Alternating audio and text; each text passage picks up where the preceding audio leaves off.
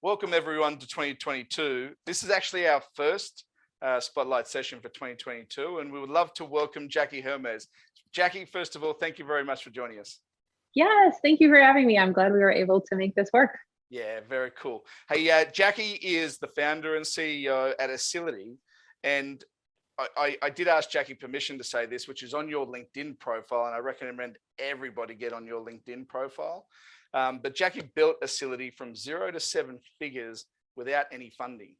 And I also noticed, Jackie, there's actually a good article on how you actually left your previous job only into starting Acility for a few months. And I'd love to talk a little bit about that because it definitely obviously touches on your entrepreneurial spirit. Yeah. And just a bit of a further introduction to Jackie. I think she's incredibly well credentialed to talk about the things that we're passionate about as well. You know, leadership, startup, digital marketing, entrepreneurship. And another area that I've asked Jackie to talk about today is personal branding. So I think it's one thing that's really going through the roof. Everyone has the ability to create their own personal brand today. So Jackie, again, welcome and thank you very much for joining Spotlight. Yes, thank you. I'm really excited to get into it. Yeah, cool. Now, as we exited 2021, share with us a few things that you learned out of 2021. And as you look into 2022, what are some of the things you're focusing on? Good question. 2021, I would say one of the biggest things I learned is that there is no linear path. I think a lot of people think that the start a company and once you get to a certain point, it gets easier, or once you get to a certain size. And I'm sure, maybe it will get easier in the future, but I have not reached that point yet. We had a rough beginning to the year. We had a great end of Q2, Q3.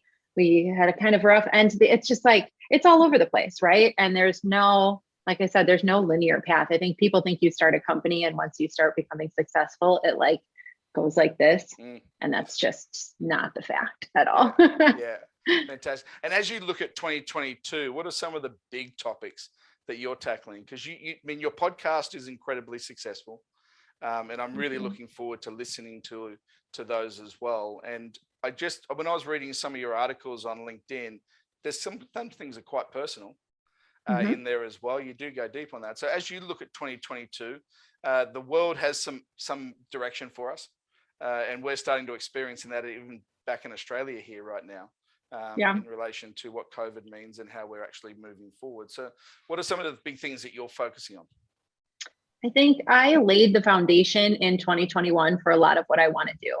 Like the company is in a pretty good place. I'm going to continue to grow that. I'm working on my personal brand. We launched a course. We launched a podcast just like maybe 14 weeks ago. So it hasn't been around for that long. And now I am working on optimizing all of that. Like the launches are done, which is good because launching can be a little stressful. Yes. But now it's how can we get more people onto the podcast? How can we get the course in front of more people? How can we get my content in front of more prospects for Acility? So I don't know, 2022 for now is the year of optimization for me. Yeah, very cool. We actually had Scott Lynch on Spotlight probably about 3 or 4 spotlights ago, and he's got 2.4 million downloads. Wow, and he talks about he talks about mindset, and I really love the personal style, and I love your personal style as well. Let's talk about leadership for a second, because you've created a very successful career prior. And we talked about family earlier as well, which we may touch on later, because balancing that with work is also something that we should talk about for 2022, because I think a lot more people are really understanding coming out of a big year of balancing. And I put my hand up on that as well. But let's talk about leadership. So what are some of the leadership skill sets and traits you think that we need to take forward in 2022 and beyond? I think that, well, we all know it's an employee's market right now, right? The great resignation is happening. There's lots of turnover within companies, and employees are I think they're understanding what they'll take from employers and what they won't. And so I think every leader needs to be empathetic, needs to allow their entire person to show up at work. There's no such thing as like a robot that shows up at work and just sets their personal life aside. And I think a lot of this was long coming, and those are the things that we should focus on, is just being empathetic, making sure that we're developing our people and treating them as humans the way we want to be treated. Yeah. And what's your thought then on, everyone's the same? so very often in leadership, we lead a team, whether it's 5 people, 10 people, whether it's 1,000 people. And we try and build practices and processes and design systems and the way we work, because we think everyone is the same. So as a leader, how do you think about that? What are the steps that we need to take to say, you know what, I lead 10 people, but 10 people, they're actually all different. How do we create that environment where we embrace that? Yeah, we definitely went a little too far a few years ago into the like process and prescriptive, like here's what you do to drive success. And now we have loosened up on a lot of that, and we're giving people more guardrails. Like if you have these guardrails and you have a desired end result, then how are you going to get there? That's up to you. We really don't have like times that people have to show up for work. We don't really have a specific method or prescription for everything that we do. They just need to get to the end result. And the end result is always different. I think every single person on our team is very, very different. And I think my managers do a good job of treating them as individual people who have individual strengths. Yeah. Guardrails. That's the first time I've heard that. Someone told me that, and I was like, "That's a perfect analysis." Yeah. So, when you say guardrails, what do you mean? So it's like, let's say we're working on a marketing campaign for a client, and they have X goal. We might say, okay, within the guardrails of this budget and this time frame, and maybe using these strategies that we have the resources internally. However, you put all of that together is up to you. Right. So it's not a specific take this step, then this step, then this step. We used to be a lot more like that, and people didn't like it because people don't want to go to work and take orders on what they're supposed to do. Right. They want to come to work and they want to solve problems and they want to be trusted and they want to feel valued, which when you get those guardrails and you're able to solve that problem or create that success for a client and you've done that work, I mean, it's validating to people. So that's what I mean by guardrails. Yeah, I love that. And so I'll just flip the script on leadership for a second, because there's a bit of a misnomer on leadership. We think leadership's the person who's standing at the front of the room, right? The captain of the football team, the CEO or the VP, someone who's leading something. But my definition of leadership is everyone is their own CEO. Right? Everyone has a right to be their own leader, and it's how we bring all of that together is what makes a team. So let's talk about the team for a second. Sure. And what are some of the things that team members should be thinking about this year to think about the way that they can better lead and contribute? Yeah, I think one big thing that everyone has to work on everywhere really is managing up, because it's a very scary proposition to manage up. I think a lot of people don't want to do it, and a lot of managers are not receptive to being managed by their employees, right? Yeah, exactly right. But I tell my team all the time, we can't change what we don't know about. So if there is silent issues that are happening or something like that, you can often feel when something is up, but then you have to go and try to pinpoint it. So just getting them to speak up and to manage up and hold us accountable like we hold them accountable, I think that makes it more of an ecosystem and less of like a hierarchy where people are telling others what to do. That. So you're leaning on your team to have a voice, and if they are feeling something, let's express it. Yeah. Right, let's open it up for discussion. And that could just be an idea that came up. It could be, hey, I'm feeling something that's actually not related to work. You talked about something else, which I'd share with you as we were doing a bit of an introduction to ourselves about the 25-year-old South African young gentleman. I had actually a hat on spotlight because he just intrigued me so much around the energy and everything like that. How do we embrace leadership? How do we embrace generations and really blend them in a way that you talked about managing up, and some managers don't like to be managed up. Right? There's definitely a DNA trait to that sometimes, but there's also generational traits to those as well. So a combination of two probably. So how do you share with those kids in their 20s, and they are leaders? I think they're more leaders today than probably what I was in my 20s. How do you share with them what's some of the best ways to manage up and make sure that they have the right contribution? I would say that most of our younger employees don't have a problem voicing what they want. I think, and I was like that too. I really didn't have a problem voicing what I wanted at that age. Now, was I always tactful about it? No. Could I have maybe kept some of that to myself? Yeah. Probably. I think it's finding that balance. Then again, I do have some more shy team members, and for them, you have to give them a mechanism to provide that feedback. Like we do a completely anonymous employee NPS survey twice a year, and our HR person runs it. No managers or anyone even has access to the back end of it. So they can say whatever the heck they want in it. No one knows who they are. And then we get basically a summary of it. And we get to then figure out what changes we want to make or what we want to do with the feedback.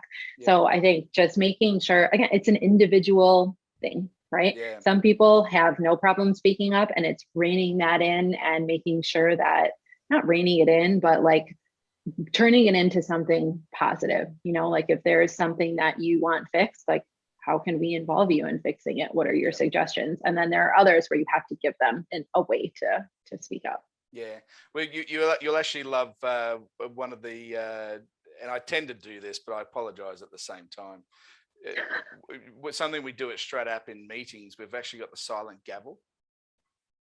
So you can do the love. Never heard of such a thing. Yeah, you can do the love hearts and the thumbs up and things like that, which is all great. But really, the idea is it's an anonymous gavel that allows participants to actually just sort of share, are we getting value out of what we're doing? Or it was one person dominating the meeting so much that everyone else is just falling off and getting contribution. And you said something earlier, for some leaders, that just will never be acceptable. So they'll turn the gavel off and never have it. But the right leaders are saying, you know what, we need to get value out of the time we spend together. If you're not, crack it. Crack the gavel. And if you hit it 3-4 times, it actually breaks on the screen. And it's a jovial, right? Because people go, there goes Marty again, he's talking too much. Yep, Marty does that, you know what? And so we've actually introduced these concepts into our technology. That's very cool. Yeah, we really want value out of things, right? So if we're going to go to a meeting, let's just make sure there's a clear agenda, there's a purpose, shared information. But if there's something not right, let's express it live. I have never heard of such a thing. I would love to hear more about that. Yeah, so I'll send you we did a little funny little promo clip. It was pretty cool, but it's just very similar to what you're saying. So to have the voice and then work out, but even ideation, like the idea of ideas, they flow 24/7. So let's give everyone an avenue to express that. I agree, because it comes from the best. So let's talk about personal branding for a second, because I clearly need a bit of help. We talked a bit about this shirt, and it's always there. But let's talk about what, because it is important not just for leaders or businesses. It's actually something that we should all consider. So, what are some of the things on personal branding that are areas that we should all consider moving into 2022? Yeah, I think personal brands are replacing resumes. People are getting hired from their personal brands. People are starting businesses from their personal brands. It's not for everyone, but I think it could be for more people than people realize. We encourage our team to post on social media. Well, we randomly had a team member put in Slack last week, like, remember, like our posts, share them, make your own posts. Like, the more money we make, the more money we get as employees. So let's do this. And I think that's true when you have a lot of creators on your team that are kind of adding credibility to the company. That said, I think a lot of companies are terrified of personal brands, and a lot of companies want to control their team members' personal brands. And you can't do that, because when you have a whole slew of employees that are just posting the company line, it's very obvious and it's very ineffective. So I do think that more and more people are considering whether it's for them. That's for sure. Yeah. And do you see more companies expanding the call it the sphere of influence, I guess? They're having more people have a personal brand, but they're all trying to share the same message? Or is it a personal brand they get to talk about different things? That's an old marketing strategy. Like, here's what we're talking about this month. Everyone put this out on your LinkedIn. It doesn't work, right? Yeah. You can tell it's not written by the person, and we don't want to hear from a company via a person. Yes. So when my team does it, I encourage them to post about whatever they want. So sometimes they post about the company, sometimes they post about their side hustles. We have people that design like dog bandanas or walk dogs or dog sit, or I mean, there's are so many different side hustles on the team. And sometimes they post about that. I don't know. And some people join our team because they're interested in learning how we do what we do and then starting their own thing. And that's fine too.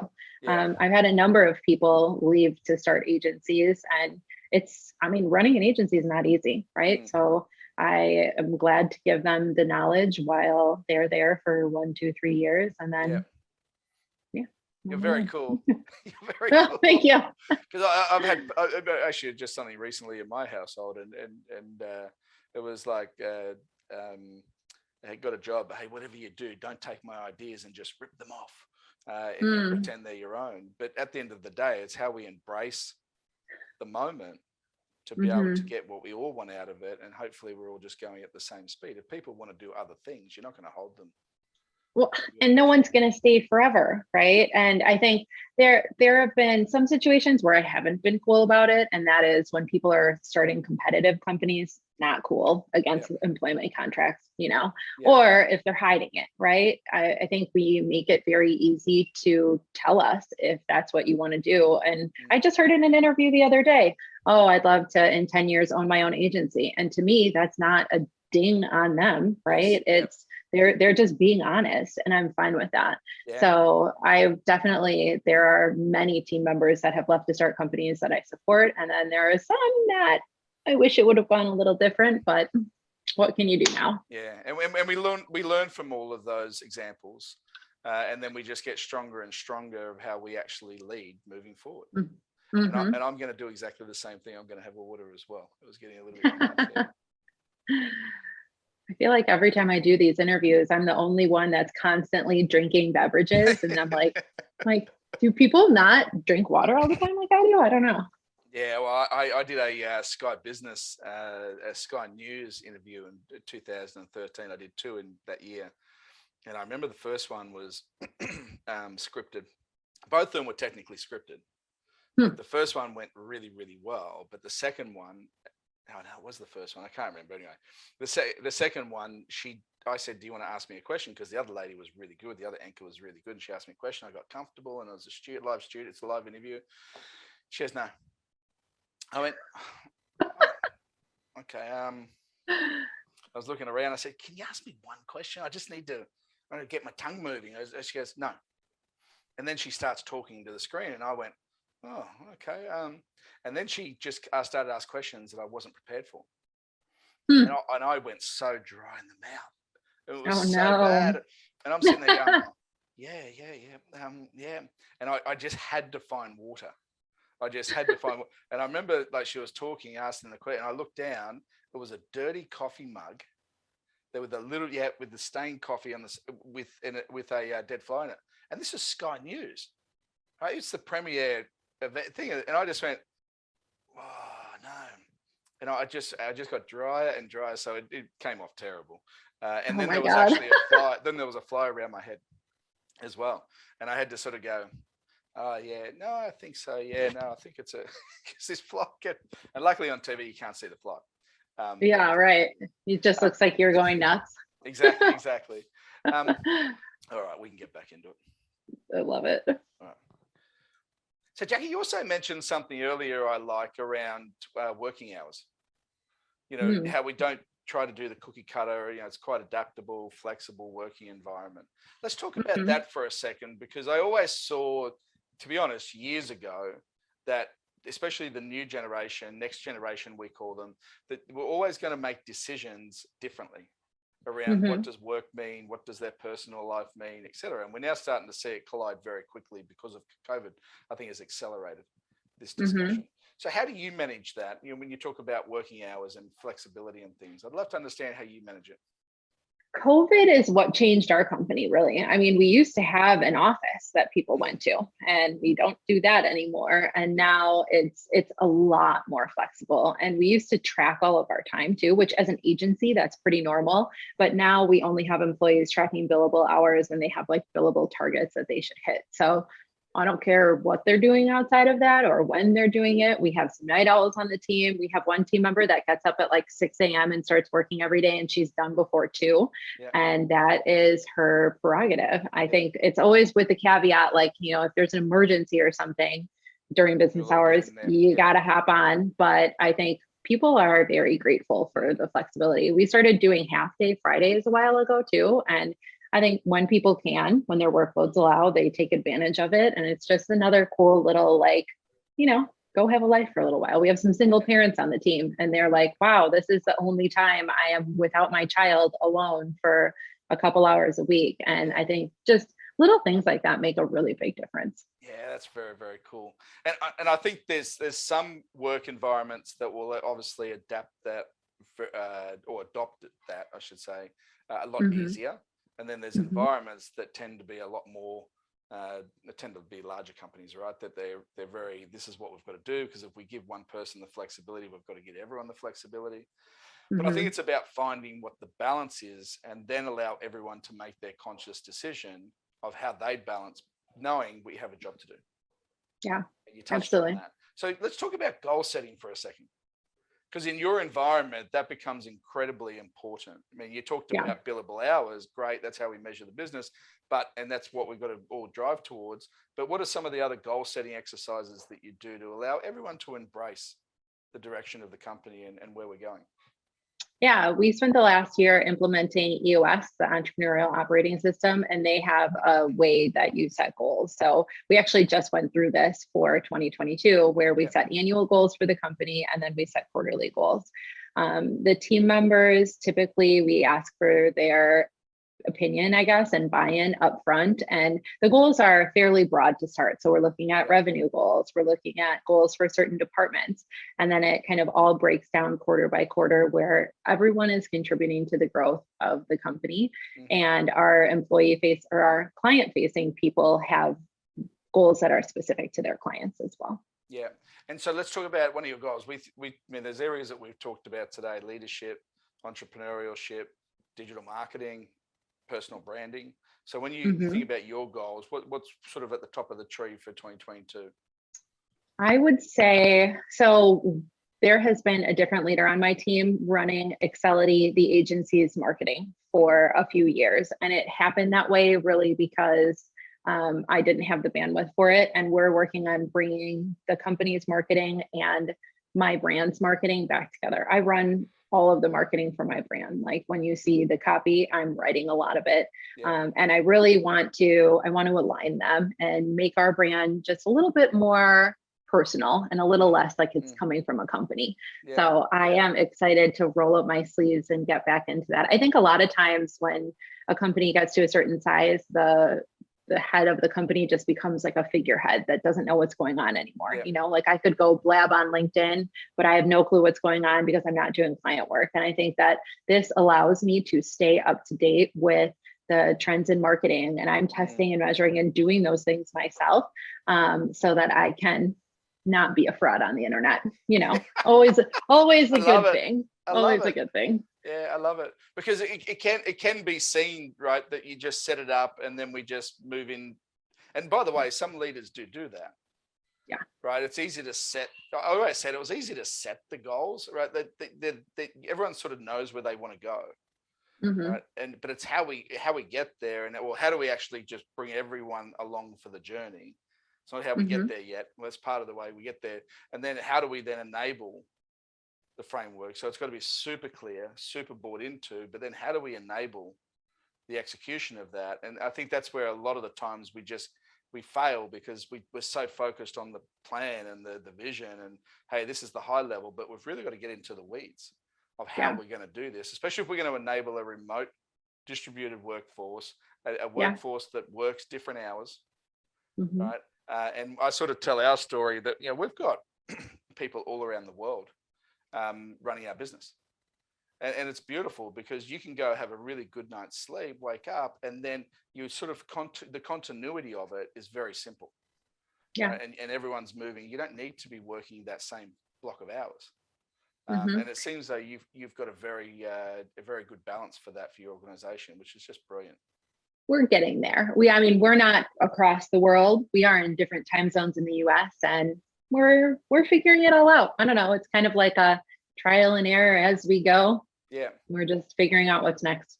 Well, I think what it does create, because I think the younger generation as well, I